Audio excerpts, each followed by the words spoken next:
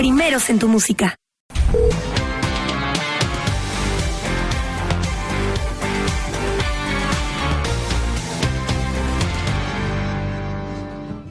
Un revoltijo de carne con madera, un instrumento sin mejores resplandores, que lucecitas montadas para escena. Buenos días y bienvenidos a Enfoque de los Sábados. Son las 9:05 de la mañana de este primer sábado del año y comenzamos por todo lo grande porque recibimos a la doctora Marianela Ledesma, que el día de ayer asumió funciones después de prestar juramento como presidenta del Tribunal Constitucional, esta importante institución de nuestro Estado llamada a fijar el marco de lo que se puede y lo que no se puede, de acuerdo a nuestra Constitución. Tiene por la primera vez en su historia una mujer a su cabeza. La ceremonia de ayer dio lugar naturalmente a un discurso sobre el que vamos a interrogar ahora a la presidenta Ledesma, pero estuvo enmarcada también en un contexto musical, puesto que se entonó el himno nacional del Perú en lengua quechua y se entonó también una canción del cantautor cubano Silvio Rodríguez, La Masa. Comencemos por ese aspecto, por favor, musical, para ir luego a los temas constitucionales de fondo. Cuéntenos cómo escogió estas dos músicas, estas dos composiciones, para que acompañe y dé intensidad emocional y cívica a la ceremonia de su juramentación. Buenos días y felicitaciones, señora Marianela Ledesma. Gracias, y permítame expresarle mi saludo también a su teleaudiencia. Bueno, el tribunal ha tenido ya en sus pronunciamientos una sentencia que involucra reconocer el idioma de las diferentes culturas en nuestro país, que es el caso Díaz-Tinoco, a tal punto que si uno va al tribunal encuentra los anuncios que están hechos en 3 idiomas, en el quechua, en el aymara y en el ashaninka, ¿no? Y en atención a ese espíritu que involucra al tribunal, por primera vez se cantó el himno nacional en quechua, ¿no? Pero tiene ya un antecedente, no es la primera vez, estamos ya impulsando estos idiomas en la sentencia Díaz-Tinoco. Y un segundo tema, La Masa, ya fue un tema personal, porque pienso que uno debe tener por lo menos un ideal de vida. Esta canción dice: si yo no creyera en el equilibrio, en la balanza, en mi camino, en mi voz, ¿no? Entonces, ¿de qué sería? Yo pienso que una persona debe por lo menos tener esa ilusión de caminar hacia algo, de tener un ideal y una esperanza, que también dice la canción, ¿no?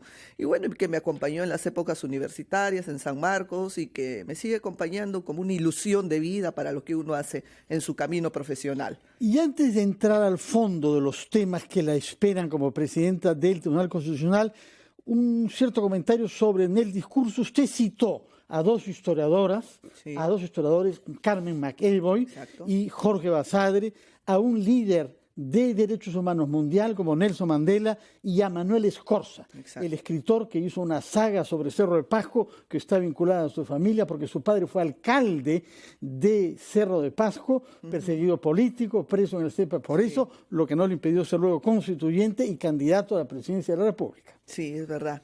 Pero de Escorza no solo cité el poema, sino creo que el poema que me simpatizaba mucho, que era Epístola a los poetas que vendrán, ¿no?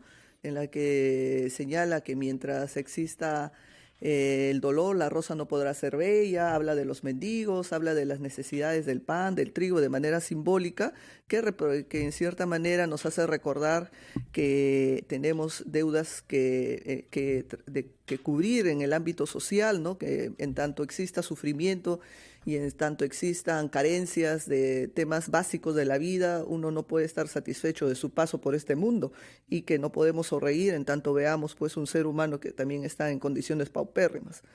Usted subrayó el tema de la mujer y halló unas palabras muy fuertes, muy intensas para referirse al feminicidio.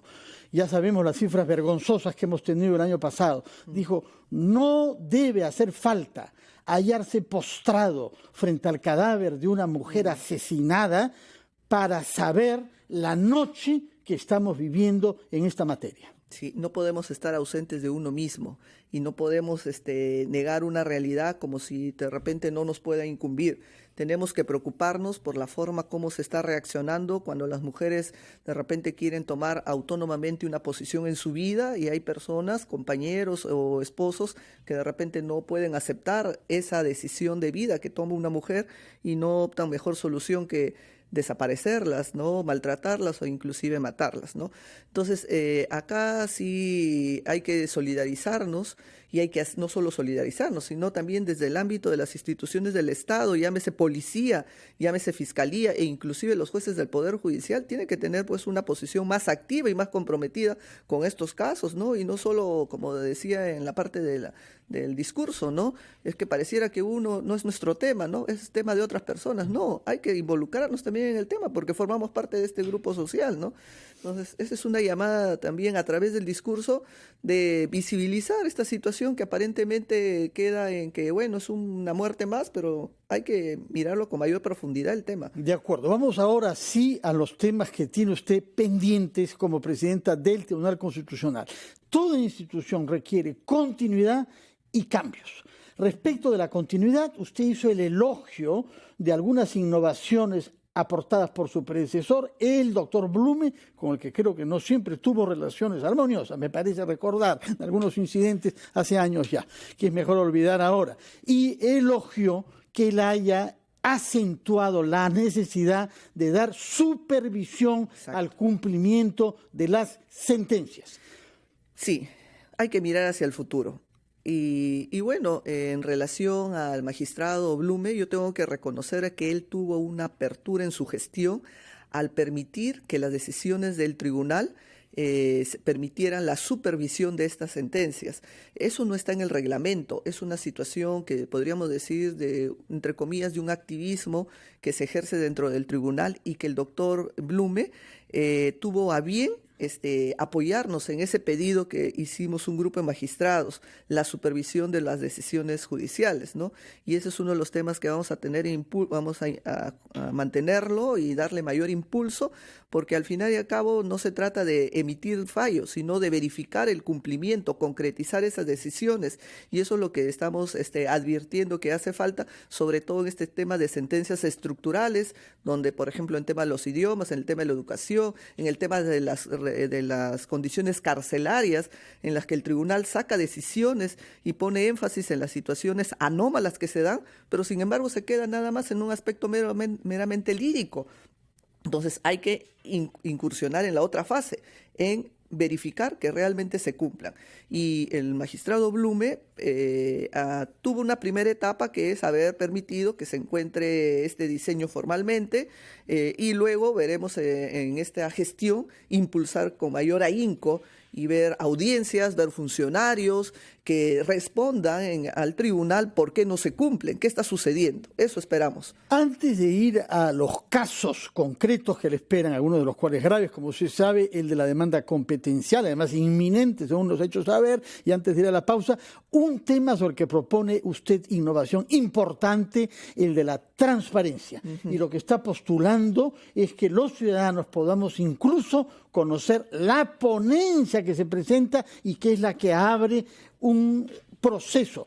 Será el caso naturalmente el día lunes en que se presentará la ponencia, todavía no se aplicará lo que usted desea sin duda, pero el mecanismo es así. Hay uno de los 7 jueces constitucionales que es elegido para presentar la ponencia y hasta el momento no hemos tenido conocimiento de esta ponencia, lo que naturalmente limita nuestra comprensión de todo el proceso. ¿Qué es lo que propone usted para que los ciudadanos podamos conocer mejor lo que está en juego y lo que se argumenta de parte de cada uno de los 7 miembros del tribunal que usted preside?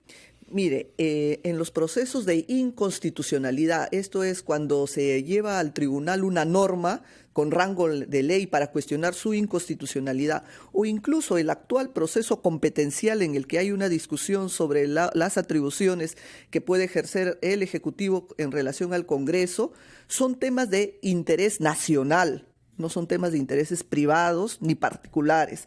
Por lo tanto, esos temas de interés nacional deberían abrirse el debate, no debería mantenerse la reserva dentro de cuatro paredes, podríamos decir, que conforma el debate del Pleno.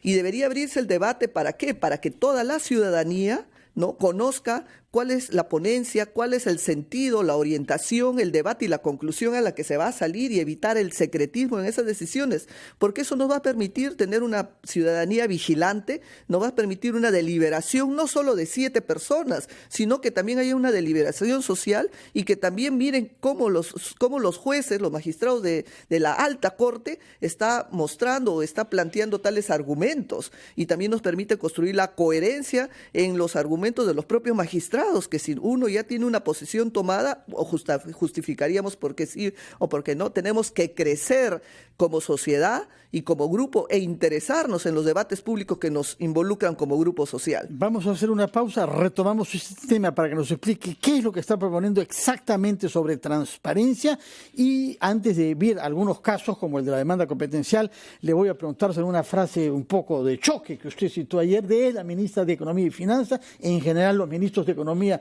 son sumamente ortodoxos, son sumamente medidos, pero María Antonieta Alba dijo: el problema en el Perú es que la gente no vale lo mismo. Y eso queremos que nos explique usted cómo interpreta esta frase, por qué la citó y qué puede hacer usted a la cabeza del TC para evitar que esta frase terrible pueda ser verdadera en nuestro Perú. Hacemos una pausa y retomamos la entrevista con la presidenta del Tribunal Constitucional, Marianela Ledesma.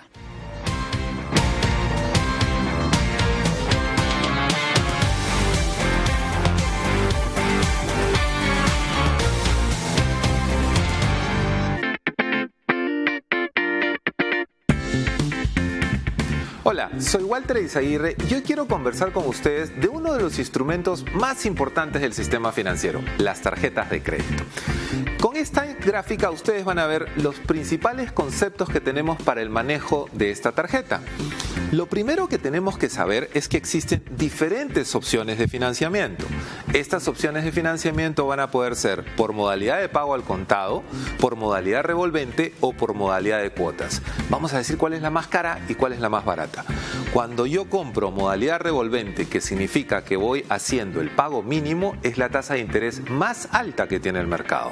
Si yo compro en una modalidad en cuotas, voy a haber acordado pagar con el banco lo que acabo de adquirir a un determinado número de cuotas y con un interés fijo. Ese interés no es tan alto, pero debe estar fluctuando entre el 30 y el 40%. En cambio, la modalidad de pago al contado no me genera ni un sol de interés. Eso es lo más importante para que nosotros tengamos en consideración. Si vas a usar tu tarjeta de crédito, lo mejor es que pagues todo el consumo cuando llegue tu estado de cuenta. Soy Walter Eizaguirre, experto en finanzas personales.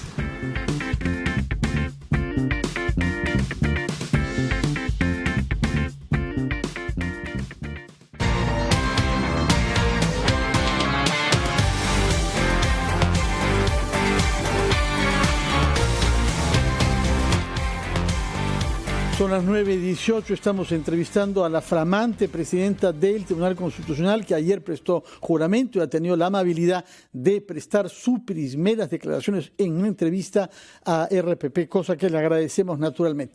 Antes de entrar al tema de la demanda competencial, estos dos asuntos de método y de manera de actuar. Uno, el de la transparencia. Nos ha dicho usted que quiere hacer modificaciones en el funcionamiento y en el marco normativo para que los ciudadanos podamos conocer mejor la manera como se toman decisiones en el TC. En concreto, ¿qué quisiera usted que se cambie?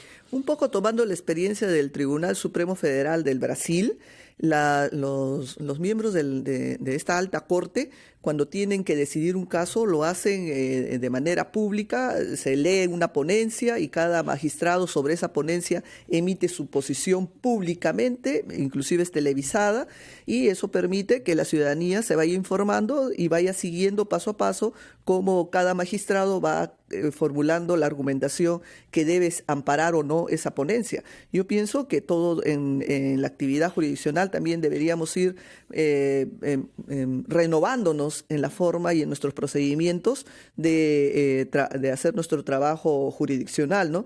Y pienso que este caso permitiría que la ciudadanía esté más comprometida en el estudio de los casos o en los casos que se van discutiendo. ¿Cuándo piensa usted que estas propuestas suyas podrían entrar en aplicación?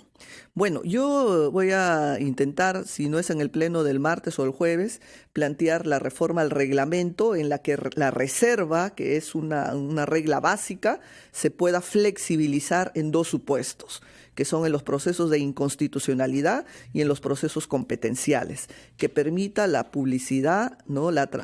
Para generar la transparencia de los debates. Ese sería el primer plano. Ojalá. En esos dos casos no habría reserva, puesto que no afectan cosas, digamos, penales, Exacto, personales, sino puramente institucionales. Sí, y de interés general. Las decisiones nos van a afectar a todos los ciudadanos, porque son decisiones normativas, son reglas básicas de aplicación general, ¿no? Y más aún, mire, el tema es más importante porque en nuestro modelo de Congreso tenemos una Cámara. Las normas se generan en esa Cámara y no hay la posibilidad de un control mayor más que la que se hace en el Tribunal Constitucional. Si las normas cuando se generan en el Congreso se dan con toda la publicidad desde los proyectos, desde los debates que nosotros podemos seguir, ¿no? Con mayor razón, esa misma lógica debería acompañar en el control que se hace de esa norma en el Tribunal Constitucional. Debería abrirse también el debate, porque estamos analizando reglas de interés general. Bueno, vayamos ahora sí a uno de los casos emblemáticos que usted tiene por delante, que tiene que ver con la demanda competencial presentada por el señor Pedro Olaechea contra la decisión tomada por el presidente de la República de disolver el Congreso.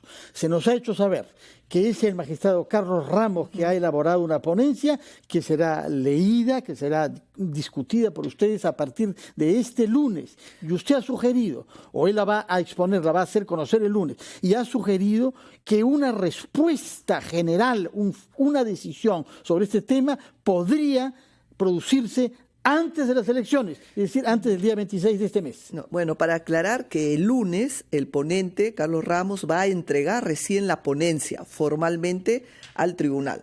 En la práctica, hasta la fecha, no hay una ponencia oficial que haya ingresado a debate. El magistrado Carlos Ramos me ha informado que el lunes por la tarde estará entregando esa ponencia. Si eso es así, se circulará la ponencia y tendrán pues los magistrados un plazo prudente para poder revisarlo.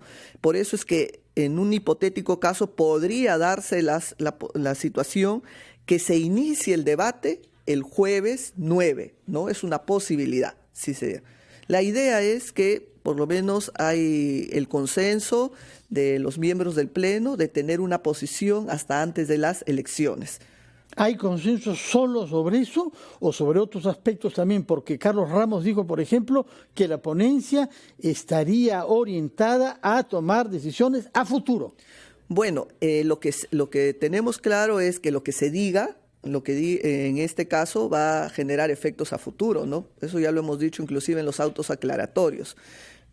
Ya, ahora nos dice entonces que se presentará la ponencia el lunes, que comenzarán eventualmente ustedes a deliberar ya, a intercambiar entre los 7 sobre ella, y probablemente jueves, el día jueves. Probablemente el jueves 9, según la agenda que pueda permitir, ¿no?, el debate de esto. Y en el mejor de los casos y en el peor de los casos, ¿cuándo es que cree que los 7 llegarían a una resolución? Bueno, se tendrá que agendar tantas fechas de pleno que pudiera darse. De repente no sale el jueves 9 el primer debate, podría ser el martes siguiente y podríamos agendar otras fechas para seguir debatiendo esto con la prontitud que se requiere. ¿Puede usted explicarnos con precisión qué es lo que está en debate ahí? Si el presidente de la República tenía derecho, tenía fundamento constitucional para disolver, y eso supone reconocer que se le negó la confianza al gabinete de una manera fáctica.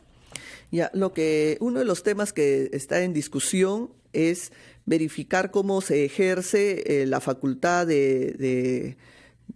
o cómo se puede entender que la confianza que fue solicitada ha sido rehusada, ¿no? Entonces, lo que está en discusión está en que si la rehúsa puede ser de manera fáctica o realmente hay otros métodos en los que se puede asumir que se ha denegado esa confianza. Puede haber de repente de manera tácita, tiene que ser de manera expresa, bajo qué condiciones. Eso es una interpretación que el tribunal lo tendrá que hacer de la norma, ¿no? Del artículo 134 de la Constitución y sobre todo el artículo 133, que dice, si la confianza le es rehusada, el presidente, pero se produce la crisis total y procederá a asumir el cierre del Congreso. Pero la norma es una regla general que se tiene que someter a una interpretación y son los jueces del tribunal los que van a interpretar en qué consiste esa rehúsa, ¿no? ¿Cómo se da? ¿Cuáles son las condiciones? La regla es básica, pero no hay mayores agregados. Los agregados lo haremos a partir de la interpretación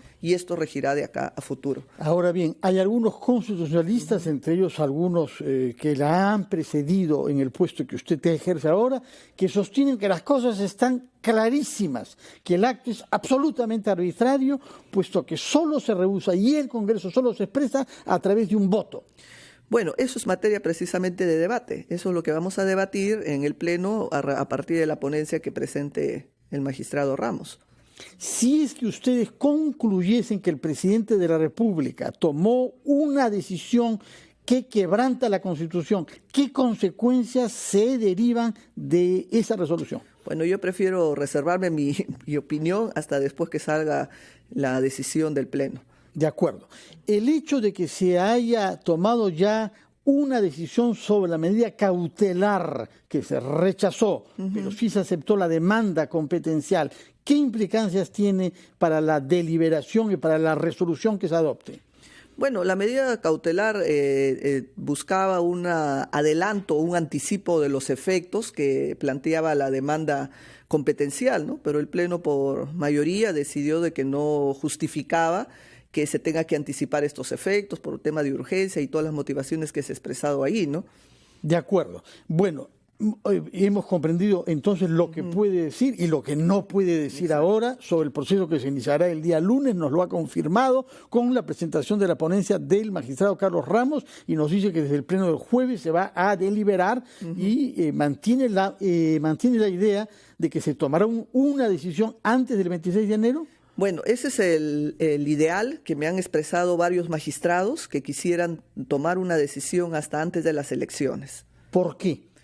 Para que por lo menos cuando se haga este acto electoral se tenga claras las ideas de cómo debería a futuro interpretarse este tema del cierre del Congreso y la disolución y todo lo que ha generado. De acuerdo. Otras propuestas de innovación que hizo usted es apoyarse sobre las oficinas descentralizadas de la Defensoría del Pueblo para que los ciudadanos puedan presentarse ahí y presentar demandas ante el tribunal. Explíquenos, por favor, cómo funcionaría eso y por qué no hay ya una presencia descentralizada del TC, pese a que hay que recordarlo siempre, su sede no está en Lima, sino en una provincia del Perú, Arequipa. Sí. Nos lo va a contestar, por favor, doctora Maranela Ledesma, después de una breve pausa. Ya, gracias.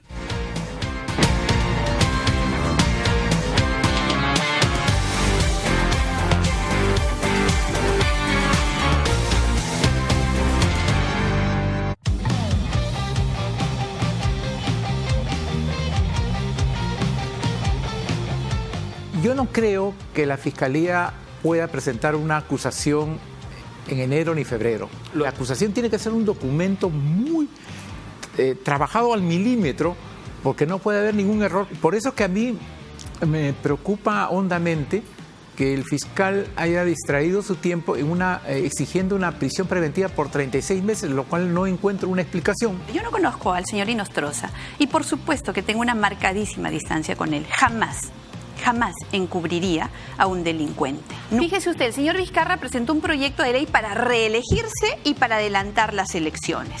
Pero claro, como el señor Vizcarra pudo traicionar a PPK y después lo puede traicionar a Villanueva, si el señor Vizcarra es responsable de muchos de los crímenes que se le acusa, por supuesto que a mí, por lo menos, no me va a temblar la mano para hablar de una vacancia.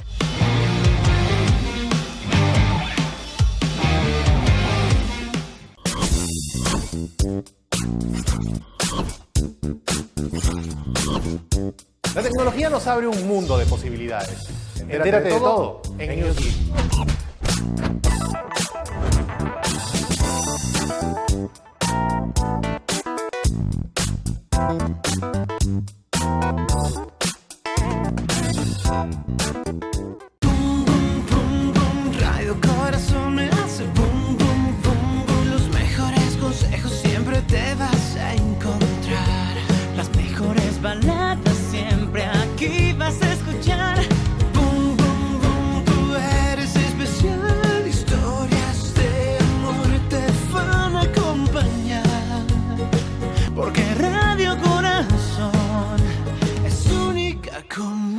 como tú.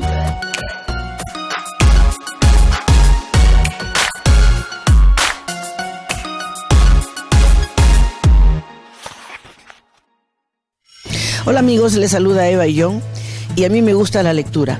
Entonces quiero contarte que yo he leído de Gabriel García Márquez, por ejemplo, El amor en los tiempos de cólera. Es un libro muy tierno en donde encuentras lo sublime que es el amor a cualquier edad. Y eso es lo que a mí me ha enternecido. Así que ya sabes, a leer, porque tu mente se va a nutrir de esa lectura maravillosa.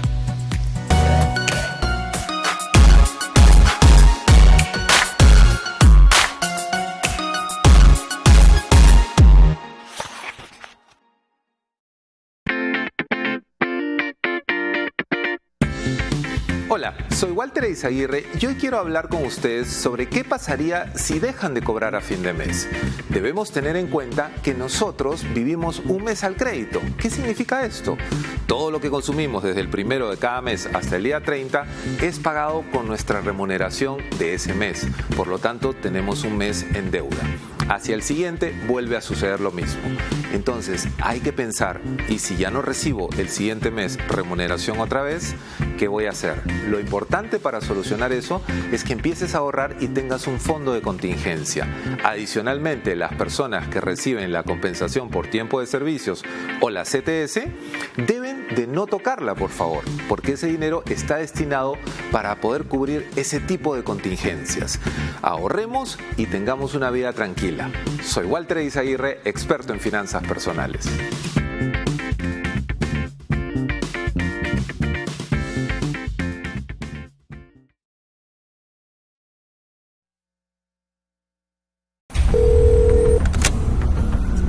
Tres sujetos armados nos están asaltando.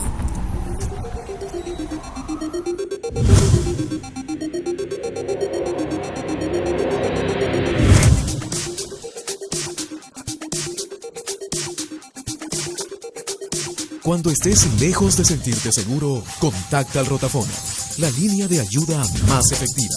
Llámanos al 438-8008. Contáctanos a nuestro WhatsApp 951-431-013 o encuéntranos en Facebook y Twitter usando el hashtag Rotafono.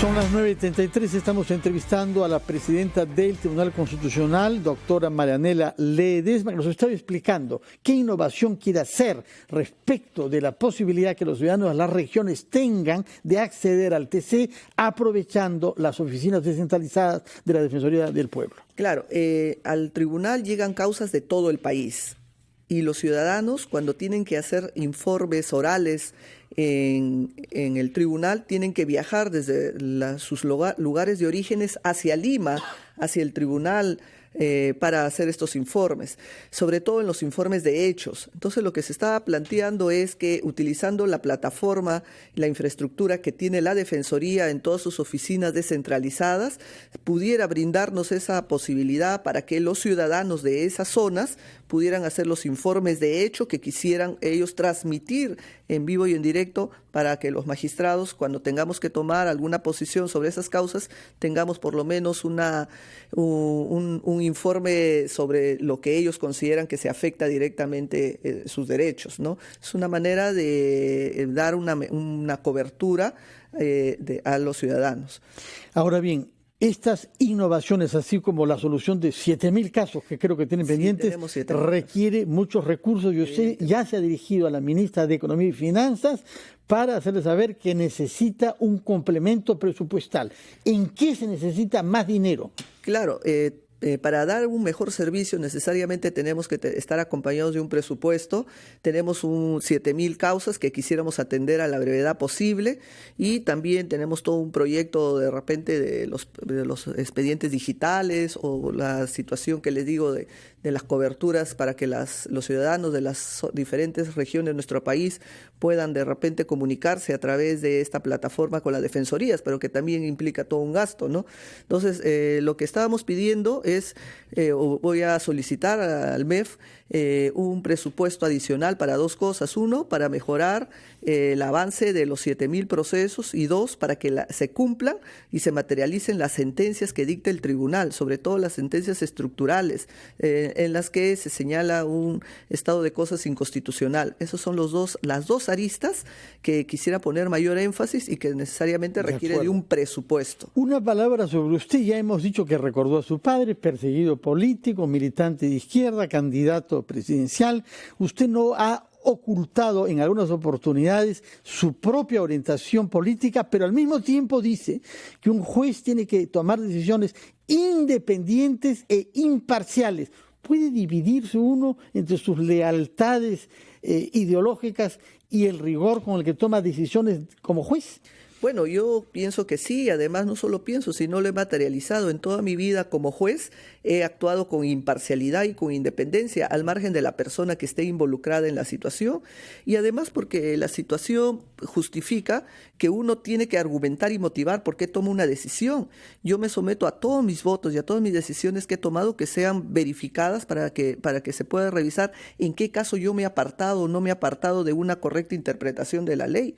Entonces la fórmula es, hay una ley, hay una interpretación y argumentos que se dan en atención a ello, no en atención a la persona, sino al caso en sí que nos corresponde estudiar. Hay algunas declaraciones periodísticas hechas por usted que han dado lugar a muchos cuestionamientos, una de ellas a la revista Hildebrand en sus 13 respecto del fujimorismo, y otra respecto a presiones que usted habría recibido para que vote a favor del fin de la prisión preventiva de Keiko Fujimori. Explíquenos en qué situación procesal, si hay a este tema que tengo entendido, se presta usted a denunciar ante la Fiscalía. Bueno, en el último tema está en trámite ante la Fiscalía de la Nación, se va a tomar las declaraciones, y hay una fecha para ello. Y en cuanto a las otras... O sea, no puede hablarnos más de lo que va a decir Yo el tengo fiscal. que declarar ante la Fiscalía, que es el medio donde tengo yo que entregar la información que tendría que compartir.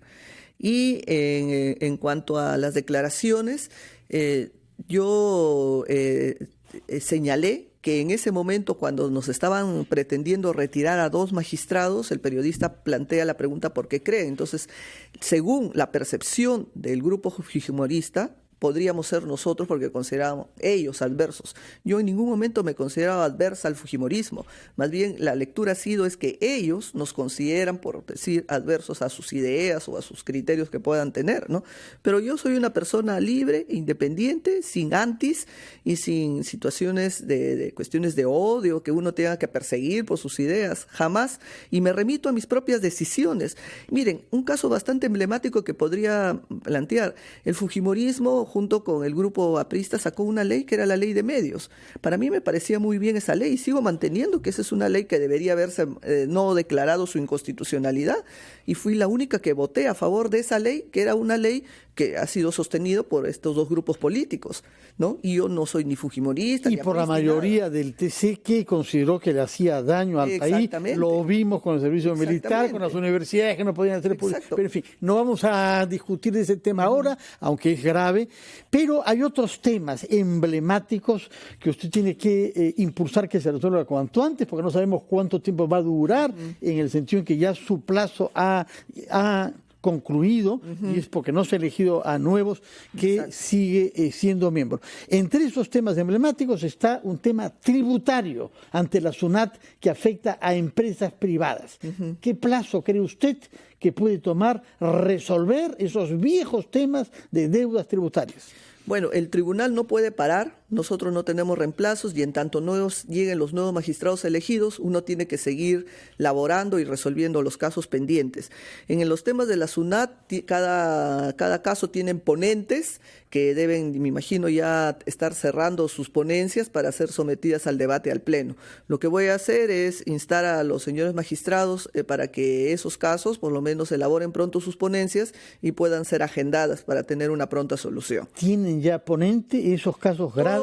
Todos los casos que llegan al tribunal tienen un ponente. Desde el primer momento que ingresa se sortea informáticamente y se le asigna un ponente en el O sea que mismo pronto día. sabremos quiénes son los ponentes y si es que se aplica su norma de transparencia. ¿Quién es el ponente y qué redacta en la ponencia? Es que eso ya se conoce quién es el ponente. Pero no conocemos las ponencias. Las ponencias no se conocen. Secretas. Claro, exactamente. Pronto dejarán de serlo. El otro tema emblemático es el de las universidades. Algunos han presentado quejas por no haber recibido licenciamiento. Ya ustedes dijeron que no hay violación de la autonomía universitaria, pero siguen algunas objeciones constitucionales.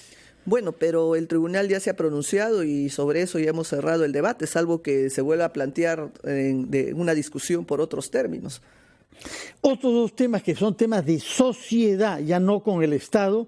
Uno es el matrimonio del mismo sexo, hay un caso famoso llamado Ugarteche, y luego un tema que crece en importancia social, sobre todo en algunas regiones como Cerro de Pasco, que es el amor a las peleas de gallo y a la tauromaquia, que algunos consideran violatorias de derechos, no de los seres humanos, sino de los animales. Bueno, son casos sensibles para el debate del tribunal. El ponente ha hecho su mejor esfuerzo, está elaborando las ponencias y me imagino que también pronto entregará al Pleno una ponencia oficial para ser debatida. De acuerdo. Una última pregunta antes de que nos venza el tiempo. A propósito de la renovación del Tribunal Constitucional, lo que significará que usted deje en el puesto junto a otros 5 de sus colegas, solamente el doctor Ferrero tiene todavía mandato por delante. ¿Cuál es el procedimiento que debe seguirse? Porque hay un proyecto de ley presentado, que es el que motivó la disolución precisamente, cuyo no cumplimiento se tradujo en lo que algunos sostienen que ha sido una elección del señor Ortiz de Ceballos Olechea. Bueno, es la vieja discusión de qué modelo debe seguirse para la elección de magistrados. ¿Debe ser un modelo por invitación, como es el que se ha venido haciendo, o debe ser un modelo abierto para que sea a través de un concurso público en la que cualquier ciudadano ejerza su derecho a acceder a un cargo público? Ese es el debate y que tendrá el Congreso que decidir cuál va a ser el mecanismo de elección, si se va a privilegiar el tema por un concurso público abierto o va a ser un método cerrado por invitación, ¿no? Entonces, esas son las dos circunstancias que se darán. Bueno, al respecto, la tendencia es a elegir en concursos abiertos, porque todo ciudadano del país tiene la posibilidad, si considera que tiene los méritos para ocupar un cargo como el de ser magistrado de una alta corte, tiene el derecho a postular, a participar. Otra cosa es ya si es elegido o no en atención a sus méritos, ¿no? Esa es más o menos la tendencia que se está manejando. Pero la última palabra lo tendrá el Congreso para asumir cuál va a ser la posición. Acercándonos al fin de esta entrevista, vuelvo a esa frase que usted citó, que es un desafío para todo peruano de buena fe. El problema en nuestro país es que la gente no vale lo mismo. ¿Qué puede hacer usted como presidenta del Tribunal Constitucional para que esta frase terrible no sea verdadera en nuestro país? Yo he planteado, y los señores magistrados también saben mi pensamiento, de que deberíamos dar un trato igualitario para todos los litigantes en el tribunal. Desde nuestra posición como miembros del tribunal, y como ya lo he dicho en mi mensaje, velaré porque todos los ciudadanos que tengan una causa en el tribunal tengan un trato igualitario, sin privilegios, y ser tratados de la misma manera, sin distinciones por cualquier tipo de índole que quieran dar, ¿no? Y eso es lo que vamos a tratar de intensificar y ajustar en algunas áreas para que se materialice esta situación. Una última pregunta que tiene que ver con el funcionamiento interno del tribunal. Hay una queja presentada por la secretaria general contra un colega suyo. Sí. ¿Cómo es el procedimiento que se va a seguir en este caso? Sí, en ese caso la señora secretaria general Susana Tábara planteó una denuncia contra un magistrado, ella expuso los hechos, todo el Pleno lo escuchó y como parte del debido procedimiento se está esperando que el magistrado Eloy Espinosa haga sus descargos, que me imagino que lo hará el primer pleno que tengamos, no sé será si el 7 o el 9 según nos dé la agenda, y luego de ello, de haber escuchado al magistrado Espinosa Saldaña, recién ahí el pleno tomará una decisión en relación al pedido expreso que ha hecho la funcionaria Tábara. De acuerdo, entonces esta semana va a tener mucha actividad y daremos cuenta de lo que decían ustedes. Sepa entonces que la felicitamos por una parte. Constatamos que en general hay unanimidad para celebrar aún las personas que no tienen la misma sensibilidad política que usted, su elección, pero que acá miraremos con mucha calma si es verdad que su desempeño se hará de acuerdo a los 3 principios que usted ha formulado: imparcialidad, independencia y transparencia. Gracias. Y pienso también que al margen de las ideas políticas o posiciones que quieran esgrimir, lo que nos une a todos al final es trabajar por un país mejor, en la que por lo menos mejoren nuestras condiciones de vida, donde estemos y en la labor que ejerzamos. Muchas gracias, señora presidenta del Tribunal Constitucional. Hacemos una pausa y cuando regresemos hablaremos con la directora nacional de Educación del Jurado Nacional de Elecciones, cuando faltan poco más de 3 semanas para el voto que tenemos que emitir para elegir un nuevo Congreso. Muy buenos días y éxito en sus funciones, señora presidenta. Hacemos una pausa y regresamos. Si no creyera en la balanza, en la razón del equilibrio, si no creyera en el delirio,